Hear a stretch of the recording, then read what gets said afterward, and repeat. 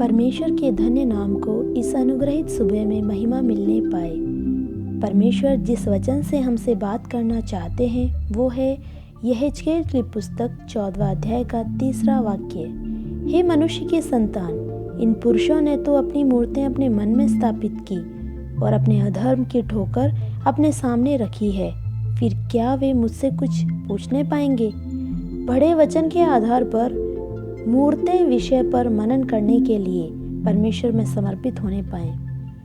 एक बार इजरायली बहुत सी मूर्तों को अपने मन में स्थापित करने के कारण परमेश्वर भविष्यवक्ताओं के माध्यम से कहता है, हृदय से मूर्तों की अधिकता को जब पूर्ण रूप से हटा दोगे तो ही मैं तुम्हारी प्रार्थनाओं का उत्तर दूंगा।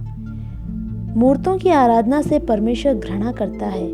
परमेश्वर की दृष्टि में मूर्तियों के आराधक पत्थर, मिट्टी और लोहे व नंगी आंखों से देखने वाले ही नहीं, पर अपने हृदय में जिस भी वस्तु को हम स्थान देते हैं उसी की स्थापना हमारे हृदय में मूर्ति के रूप में होती है। बाहरी आंखों से दिखने वाली मूर्ति शायद आपके पास तो नहीं होगी, पर परमेश्वर को जो स्थान प्रदान करना है उसकी जगह किसी भी चीज़ को यदि आप देते हैं तो परमेश्वर भी दूसरी मूर्तियों के आराधक के साथ ही आपको देखते हैं। परमेश्वर से प्रीति नष्ट होकर दूसरी किसी भी वस्तु से यदि हम लगाव रखते हैं तो वो ही हमारी मूर्ति है। प्रियो, ध्यान दें, अपने हृदय का श्रेष्ठ स्थान सिर्फ परमेश्वर का होना चाहिए। परमेश्वर के स्थान देने के पश्चात ही दूसरी किसी भी वस्तु को हम स्थान देने वाले बने। कई पति अपने पत्नियों को, कई पत्नियां अपने पतियों को अपने जीवन में मूर्तियां बना देते हैं। ये उन्हें भी नहीं पता। पति पत्नी एक दूसरे से स्नेह ना करें, ऐसा मैं नहीं कह रहा, पर परमेश्वर को जो उन्नत स्थान देना है वो स्थान किसी और को ना देवें। मेरे कहने का अर्थ परमेश्वर को प्रसन्न करने से बढ़कर एक दूसरे को प्रसन्न ना करें।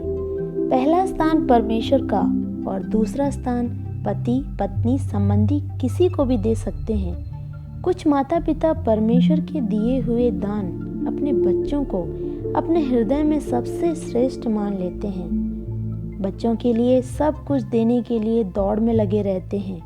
परमेश्वर को देने वाला स्थान भी नहीं दे पाते और उसमें पराजित हो जाते हैं। परमेश्वर के कार्यों को कोई मूल्य ना देते हुए बच्चों की आवश्यकता की पूर्ति के लिए बच्चों को उन्नत स्थान हृदय में देकर परमेश्वर की प्रसन्नता के बिना पीढ़ियों के बढ़ने के दोषी भी ठहरते हैं। यही खत्म नहीं हुआ, नौकरी, पढ़ाई, अपने पद आदि को मूर्तें बनाकर मूर्तों के आराधक बनकर खुद भी नहीं जान पाते, ऐसे लोग भी अपने चारों ओर बहुत हैं। प्रियो, अपने हृदय में परमेश्वर को पहला स्थान ना देखकर दूसरा किसी को भी यदि हमने ये स्थान दे रखा है तो निश्चित रूप से हम मूर्ति के ही आराधक हैं। इसीलिए आज यहेजकेल की पुस्तक 14वें अध्याय के 6वें वाक्य अनुसार अपने हृदय से पूर्ण पश्चाताप के साथ सभी प्रकार की मूर्तों को हटा दें। हृदय में परमेश्वर को देने वाले स्थान पर यदि किसी और ने वो स्थान ले रखा है तो आज पूर्ण हृदय से उसे छोड़ दें। 6वें वाक्य में लिखा है, सो इज़राइल के घराने से कह, प्रभु यहोवा यूं कहता है, फिरो और अपनी मूर्तों को पीठ के पीछे करो और अपने सब घृणित कामों से मुंह मोड़ो। मूर्तों के आराधक ना बनकर सत्य आराधक बन परमेश्वर की ओर मुड़े। हृदय को शुद्ध करें, हृदय का उन्नत स्थान परमेश्वर को दें। परमेश्वर हमारे जीवन में प्रथम हो, हमारा जीवन परमेश्वर को प्रसन्न करने वाला हो, हमारी प्रार्थनाएं परमेश्वर को स्वीकार करने योग्य हों। आओ प्रार्थना करें। पवित्र पिता, जाने अनजाने अपने हृदय में जो स्थान आपको देना था वो यदि मैं नहीं दे पाया हूँ तो वो क्या है, उसे पहचान कर उसे छोड़ने के लिए हम आपके पास आते हैं। आप हम में उन्नत स्थान पर रहकर हमें चलाएं। आपके नाम की महिमा हो, परमेश्वर के अतुल्य नाम में, आमीन।